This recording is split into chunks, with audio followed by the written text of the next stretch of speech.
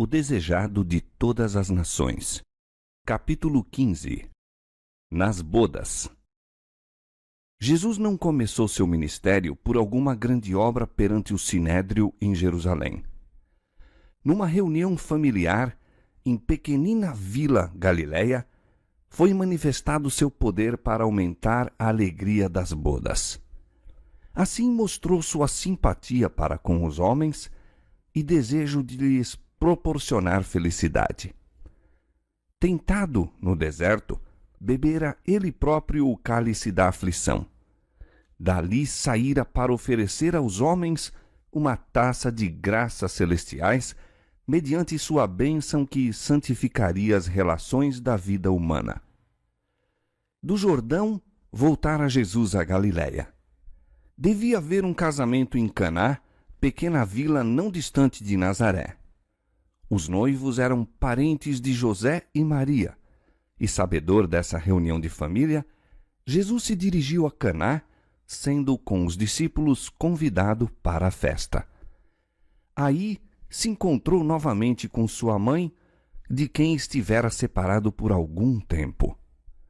Maria ouvira falar na manifestação às margens do Jordão, quando do batismo dele. As novas foram levadas a Nazaré, evocando novamente em seu espírito as cenas que por tantos anos ocultara no coração. Como todo Israel, Maria fora profundamente comovida pela missão de João Batista. Bem se lembrava ela da profecia feita em seu nascimento. A ligação dele com Jesus avivava-lhe novamente as esperanças. Mas também lhe haviam chegado notícias da misteriosa retirada de Jesus para o deserto e sentia-se opressa por aflitivos pressentimentos. Desde o dia em que ouvira o anúncio do anjo no lar de Nazaré, entesourara Maria todo o sinal de que Jesus era o Messias. Sua doce e abnegada existência assegurava-lhe que ele não podia ser outro senão o enviado de Deus. Todavia, também lhe sobrevinham dúvidas e decepções, e ela anelara o tempo em que sua glória se houvesse de manifestar. A morte a separara de José, que com ela partilhara do ministério do nascimento de Jesus. Não havia agora ninguém mais a quem pudesse confiar suas esperanças e temores. Os 2 meses anteriores tinham sido muito dolorosos.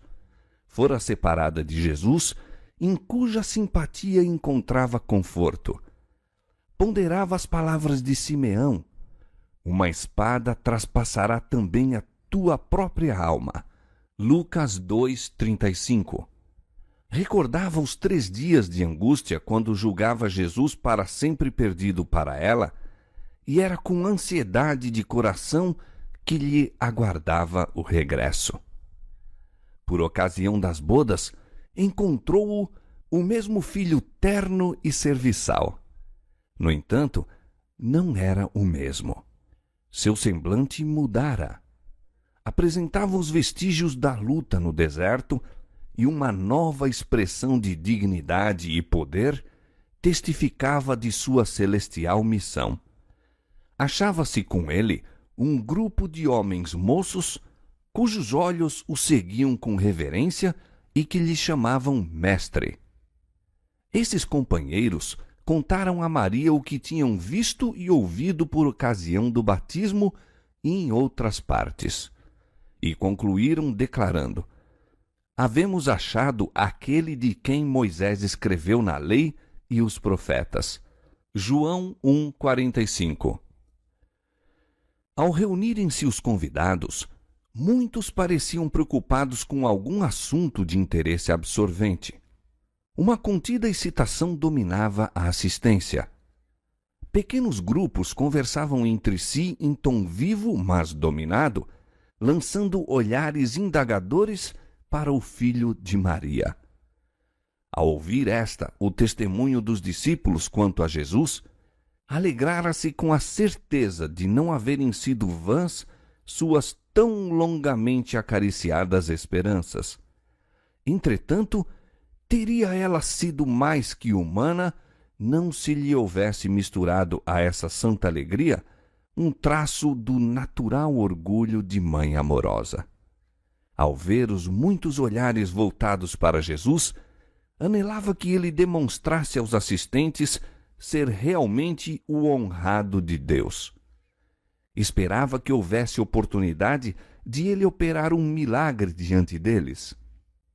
Era costume naqueles tempos que as festas de casamento continuassem por vários dias. Verificou-se nessa ocasião, antes do fim da festa, haver-se esgotado a provisão de vinho. Isso causou muita perplexidade e desgosto. Era coisa fora do comum dispensar o vinho em ocasiões festivas, e a ausência do mesmo pareceria indicar falta de hospitalidade. Como parenta dos noivos, Maria ajudara nos preparativos da festa e falou agora a Jesus, dizendo: "Não tem vinho." Essas palavras eram uma sugestão de que ele poderia suprir a necessidade. Mas Jesus respondeu: "Mulher, que tenho eu contigo? Ainda não é chegada a minha hora." Essa resposta, abrupta como nos possa parecer, não exprimia frieza nem descortesia. A maneira de o Salvador se dirigir à sua mãe estava em harmonia com os costumes orientais. Era empregada para com pessoas a quem se desejava mostrar respeito.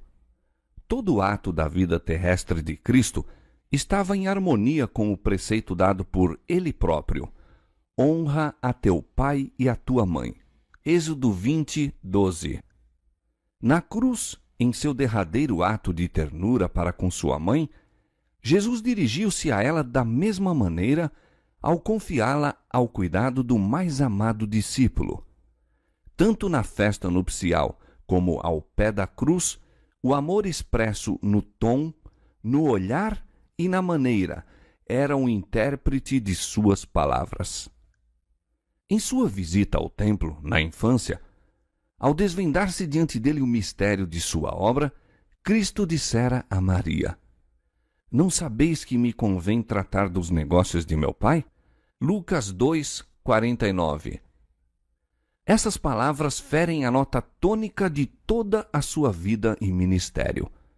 Tudo estava subordinado à sua obra, a grande obra de redenção para cujo cumprimento viera ao mundo. Agora, repetiu a lição. Havia risco de Maria olhar as suas relações com Jesus como lhe dando sobre ele especial direito, bem como o de, até certo ponto, o dirigir em sua missão. Ele lhe fora por 30 anos filho obediente e amoroso, e seu amor não mudara. Agora, porém, lhe cumpria tratar da obra do Pai. Como filho do Altíssimo e Salvador do mundo, laço algum terrestre o deve afastar de sua missão ou influenciar-lhe o procedimento. Deve estar livre para fazer a vontade de Deus. Essa lição destina-se também a nós. Os direitos de Deus são superiores mesmo aos laços das relações humanas. Nenhuma atração terrestre nos deve desviar os pés da vereda que Ele nos manda trilhar. A única esperança de redenção para a nossa raça caída está em Cristo. Maria só podia encontrar salvação mediante o Cordeiro de Deus. Não possuía em si mesma nenhum mérito. Seu parentesco com Jesus não a colocava para com ele em posição diversa, espiritualmente, da de qualquer outra alma humana. Isso se acha indicado nas palavras do Salvador. Ele torna clara a distinção entre sua relação para com ela como filho do homem e filho de Deus. O laço de parentesco entre eles não a coloca de maneira alguma em pé de igualdade com ele. As palavras "ainda não é chegada a minha hora" indicam que todo o ato da vida de Cristo na terra era cumprido no plano que existira desde os dias da eternidade. Antes de vir à terra, o plano jazia perante ele, perfeito em todos os seus detalhes. Ao andar entre os homens, porém, era guiado passo a passo pela vontade do Pai. Não hesitava em agir no tempo designado. Com a mesma submissão, esperava até que houvesse chegado a oportunidade. Ao dizer a Maria que sua hora ainda não havia chegado, respondia Jesus ao inexpresso pensamento dela, a expectativa que, juntamente com seu povo, ela acariciara. Maria esperava que ele se revelasse como o Messias e tomasse o trono de Israel. Mas o tempo não havia chegado. Não como rei, mas como homem de dores e experimentado nos trabalhos, aceitara Jesus a sorte da humanidade. Mas se bem que sua mãe não possuísse conceito exato da missão de Cristo, nele confiava implicitamente. A essa fé correspondeu Jesus. Foi para honrar a confiança de Maria e fortalecer a fé dos discípulos que realizou o primeiro milagre. Os discípulos haveriam de encontrar muitas e grandes tentações para a incredulidade. Para eles, as profecias haviam tornado claro, indiscutível, que Jesus era o Messias. Esperavam que os guias religiosos o recebessem com confiança ainda maior que a deles próprios. Declararam entre o povo as maravilhosas obras de Cristo e sua própria confiança na missão dele, mas pasmaram e sentiram-se cruelmente decepcionados pela incredulidade, o preconceito profundamente arraigado e a inimizade para com Jesus, manifestados pelos sacerdotes e rabis. Os primeiros milagres do Salvador fortaleceram os discípulos para enfrentar a oposição. Sem se desconcertar absolutamente com as palavras de Jesus, Maria disse aos que serviam à mesa: "Fazei tudo quanto ele vos disser." Assim fez ela o que podia para preparar o caminho para a obra de Cristo. Ao lado da entrada estavam 6 grandes talhas de pedra e Jesus pediu aos servos que as enchessem d'água. Assim foi feito.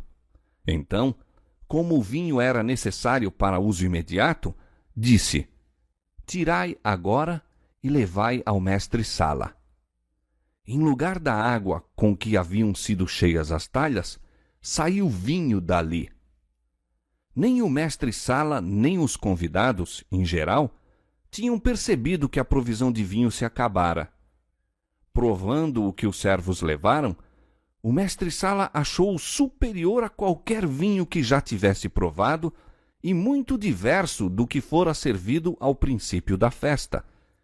Voltando-se para o noivo, disse: "Todo homem põe primeiro o vinho bom, e quando já tem bebido bem, então o inferior. Mas tu guardaste até agora o bom vinho." Como os homens servem primeiro o vinho melhor e depois o inferior, assim faz o mundo com seus dons. O que ele oferece pode agradar aos olhos e fascinar os sentidos, mas se demonstra incapaz de satisfazer. O vinho se transforma em amargura, o espírito folgazão em tristeza. Aquilo que começara com cânticos e alegria termina em fadiga e desgosto.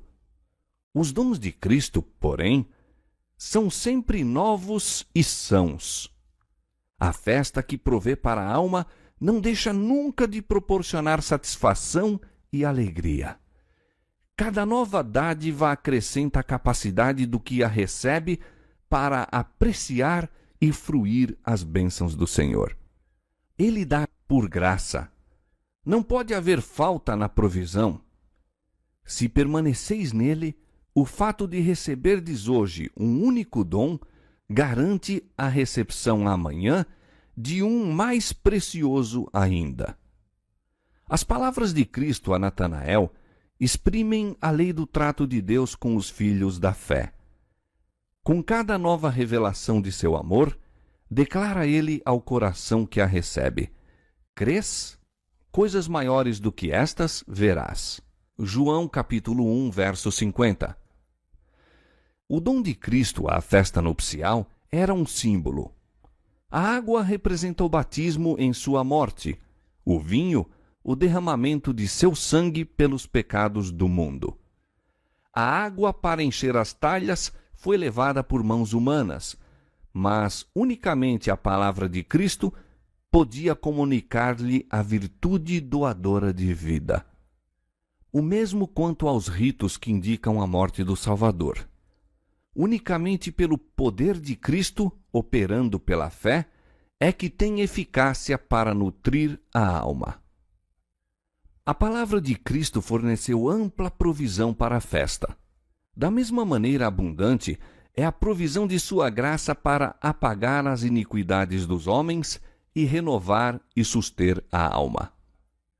Na primeira festa a que assistiu com os discípulos, Jesus lhes deu o cálice que simbolizava sua obra pela salvação deles.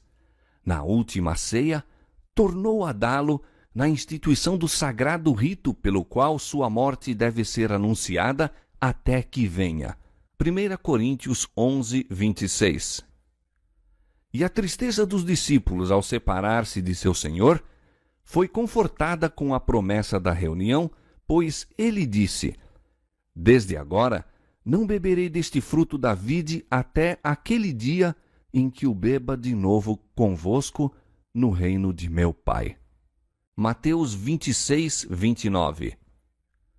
O vinho provido por Cristo para a festa e o que ele deu aos discípulos como símbolo de seu próprio sangue era o puro suco de uva. A esse se refere o profeta Isaías quando fala do novo vinho num cacho e diz: Não o desperdices, pois há bênção nele. Isaías 65, 8. Fora Cristo que, no Velho Testamento, dera aviso a Israel: O vinho é escarnecedor e a bebida forte alvoroçadora. E todo aquele que neles errar nunca será sábio. Provérbios capítulo 20, verso 1. Ele nunca proveu tal beberagem. Satanás tenta os homens à condescendência com apetites que lhes obscurecem a razão e entorpecem as percepções espirituais. Mas Cristo nos ensina a subjugar a natureza inferior. Toda a sua vida foi um exemplo de abnegação. Para vencer o poder do apetite, sofreu em nosso favor a mais dura prova que a humanidade poderia suportar. Foi Cristo que deu instruções para que João Batista não bebesse vinho nem bebida forte.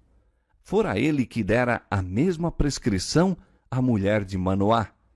E proferiu uma maldição sobre o homem que chegasse a taça aos lábios do próximo.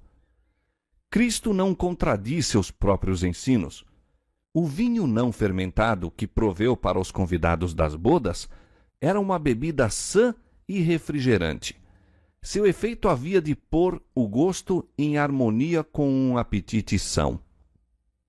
Como os convidados, na festa, notassem a qualidade do vinho, fizeram-se indagações que levaram os servos a narrar o milagre. Os convivas ficaram, por algum tempo, demasiado surpreendidos para pensar naquele que realizara a maravilhosa obra.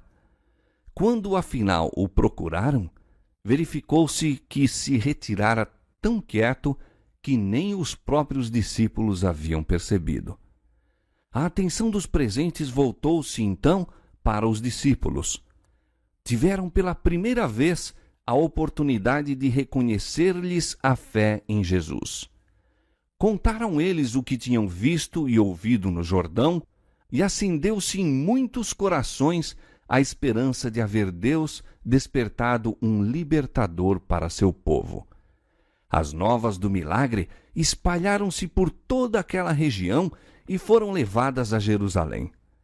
Com novo interesse, examinaram os sacerdotes e anciãos as profecias que indicavam a vinda de Cristo.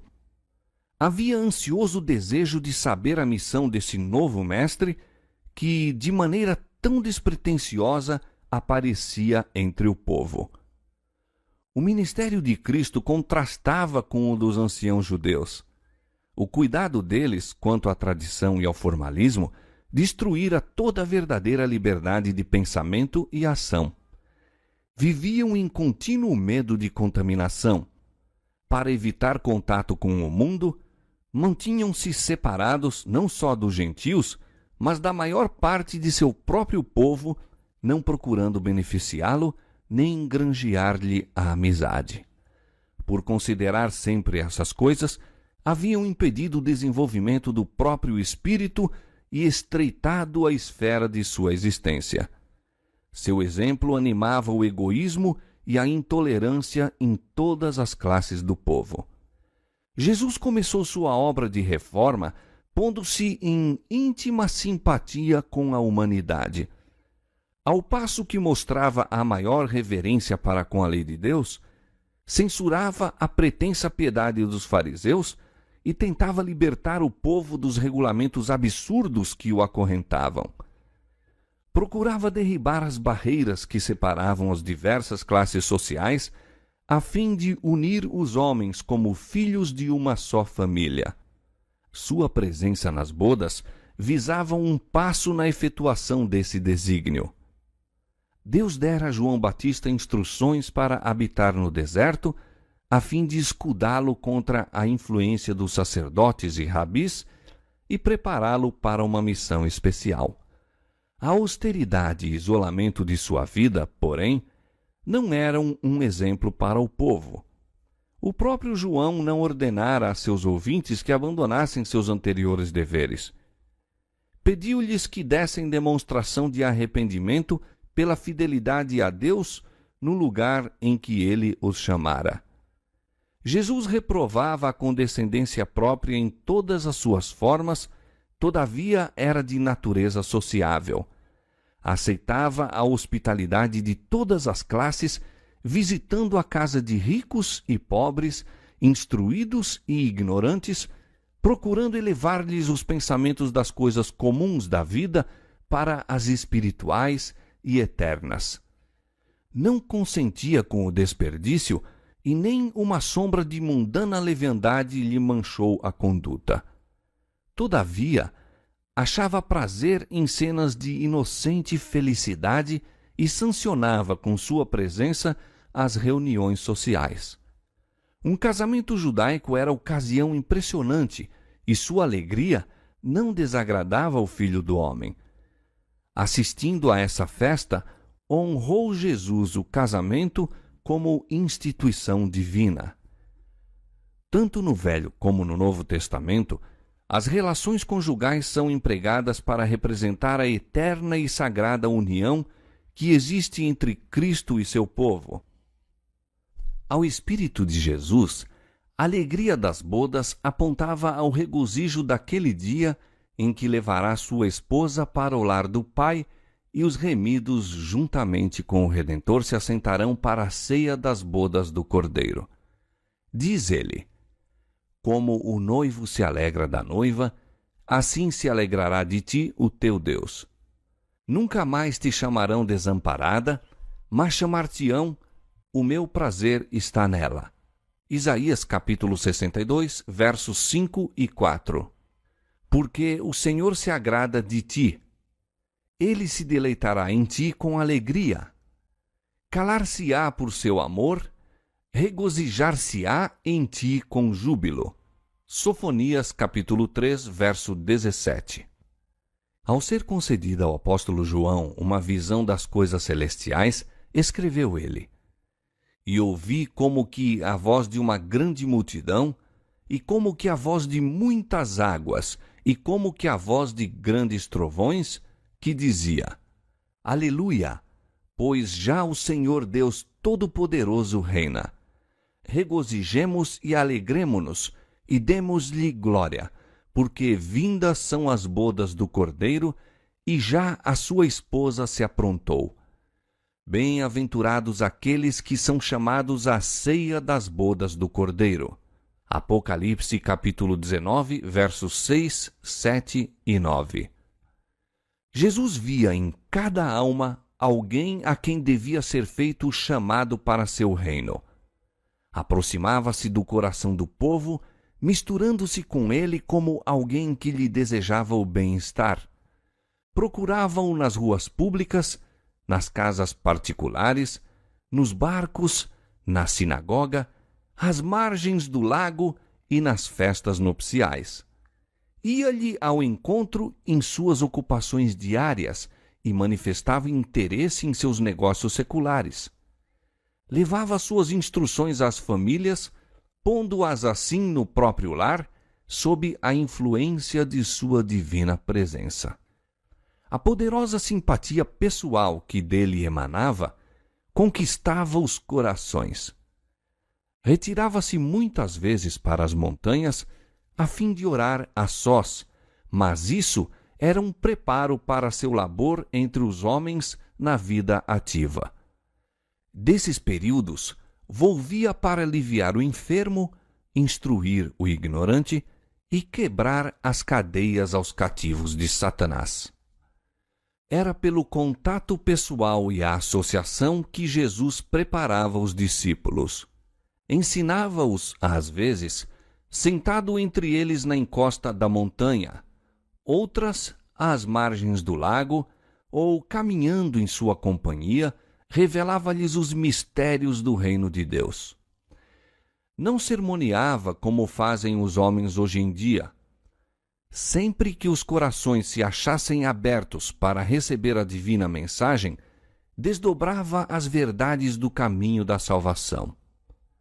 Não ordenava a seus discípulos que fizessem isso ou aquilo, mas dizia: segue-me.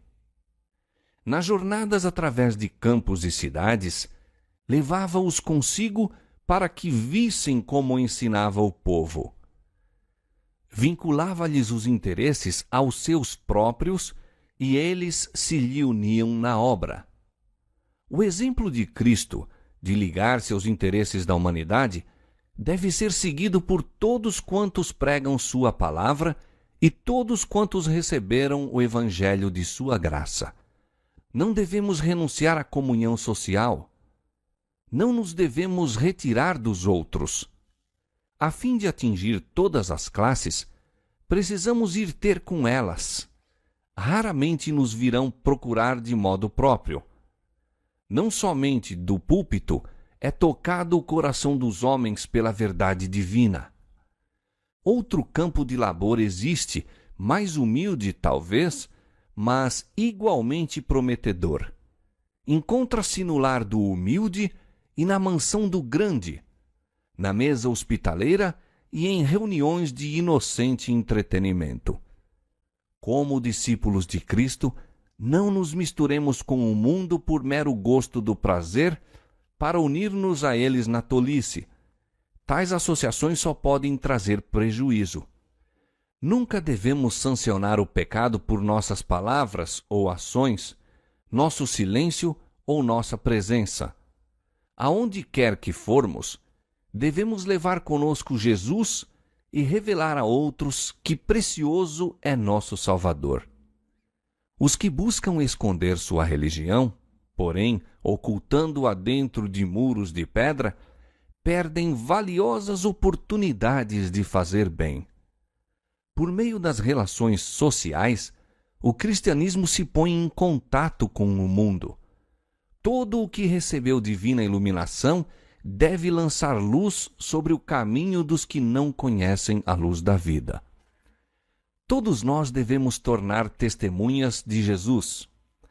O poder social, santificado pela graça de Cristo, deve ser aperfeiçoado em atrair almas para o Salvador. Demos a conhecer ao mundo que não nos achamos absorvidos egoisticamente em nossos próprios interesses, mas desejamos que os outros participem das bênçãos e privilégios que gozamos. Mostremos-lhes que nossa religião não nos torna faltos de simpatia nem exigentes. Que todos quantos professam haver encontrado a Cristo sirvam como Ele fez ao bem dos homens. Nunca deveríamos dar ao mundo a falsa impressão de que os cristãos são uma gente triste e descontente. Se nossos olhos estiverem fixos em Jesus, veremos um compassivo Redentor e havemos de receber luz de seu semblante. Onde quer que reine o seu espírito, aí habita a paz. E haverá alegria também, pois há uma calma e santa confiança em Deus.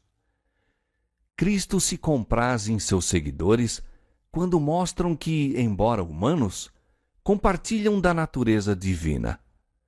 Não são estátuas, mas homens e mulheres animados. Seu coração, refrigerado pela graça divina, abre-se e expande-se ao sol da justiça. A luz que sobre eles incide, refletem-na sobre outros em obras iluminadas pelo amor de Cristo.